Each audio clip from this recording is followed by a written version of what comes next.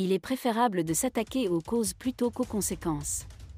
Lorsque vous réglez la cause, vous empêchez la conséquence de se produire ou, du moins, vous réduisez considérablement la probabilité qu'elle se produise. Ne pleurez que la conséquence ne change rien, on pleure pendant 2 jours, puis on essuie ses larmes et on attend le prochain drame. Et ainsi de suite, dans une éternelle répétition.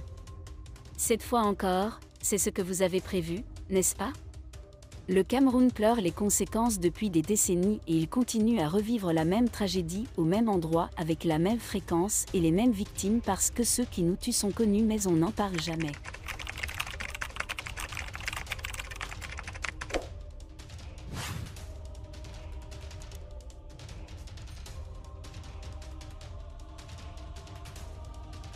Il continue donc à mourir encore et encore.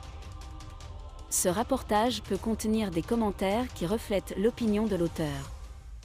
Abonnez-vous à cette chaîne et activez la cloche de notification, de cette façon vous serez notifié lorsque nous publions des nouveaux rapports dans cette même chaîne.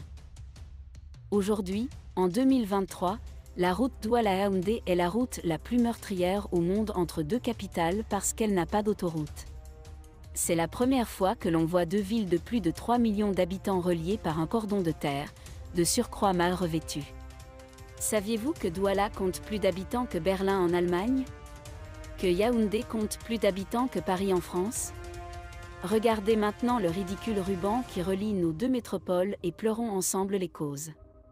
Car si vous pleurez Cabrel-Nangip aujourd'hui, nous pleurons Cabrel-Nangip depuis de nombreuses années et tous les Cabrel-Nangip qui l'ont précédé sur ce cimetière routier. Lorsque nous réclamons constamment des autoroutes et que nous fustigeons ceux qui devraient les construire mais ne le font pas, c'est parce que nous sommes remplis de colère à l'idée que des innocents comme vous et nous vont mourir sur cette fameuse corde de terre à cause de leur cupidité et de leur méchanceté. Et c'est ce qui se passe chaque année, chaque mois, chaque semaine, voire chaque jour.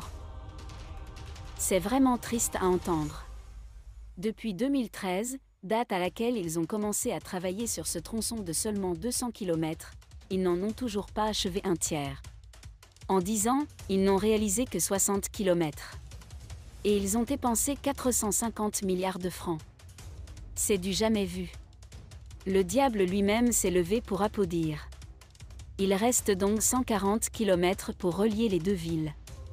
Faites le calcul vous-même. Ils seront terminés dans une trentaine d'années, pour un coût de près de 2000 milliards. Et pendant ce temps, la moitié d'entre nous aura déjà perdu la vie sur cette même route. L'avantage d'une autoroute, c'est que même si vous percutez une voiture, c'est par l'arrière, dans le sens de la marche. Il n'y a donc pas de collision frontale, et la force de l'impact, et donc le risque de mort, est infiniment plus faible. De plus, comme toutes les voitures vont dans la même direction, on ne se retrouve jamais à devoir ruer dans les brancards pour éviter un véhicule qui arrive en sens inverse. C'est tout l'intérêt de ce type de construction.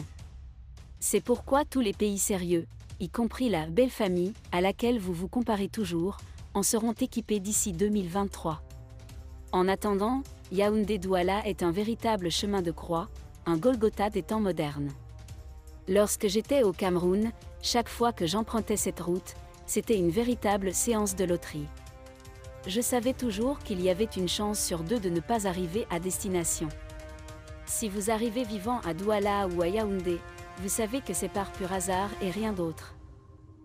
Ceux qui ont tué Cabrel-Nangip sont assis dans des bureaux en ce moment et vous les appelez Excellence. Ce n'est pas de la magie ou de la sorcellerie, c'est la méchanceté d'un cartel de démons qui se moque éperdument de l'avenir des jeunes. Ce n'était pas votre jour, ce n'était pas la décision de Dieu. Dieu ne tue pas les jeunes dans les accidents de la route. C'est à cause de ces bandits sans la moindre compassion humaine que vous n'êtes plus de ce monde. Ni plus, ni moins. Oui, il y a des accidents en Allemagne et au Canada aussi. Mais comparez le nombre de voitures par jour sur une autoroute à Francfort ou à Montréal et comparez la fréquence des accidents. Merci d'être resté avec nous jusqu'à ce point, comme toujours pour promouvoir la liberté d'expression. Laissez vos opinions à ce reportage dans la section commentaires ci-dessous. En effet, Le Cameroun pleure les conséquences depuis des décennies et il continue à revivre la même tragédie au même endroit avec la même fréquence et les mêmes victimes parce que ceux qui nous tuent sont connus mais on n'en parle jamais. Il continue donc à mourir encore et encore. N'oubliez pas de vous abonner à cette chaîne et d'activer la cloche de notification. De cette façon, vous serez notifié lorsque nous publions des nouveaux rapports dans cette même chaîne. Si vous avez aimé cette vidéo, merci de liker, partager, commenter et surtout vous abonner à la chaîne. Et on se retrouve très vite pour une prochaine vidéo.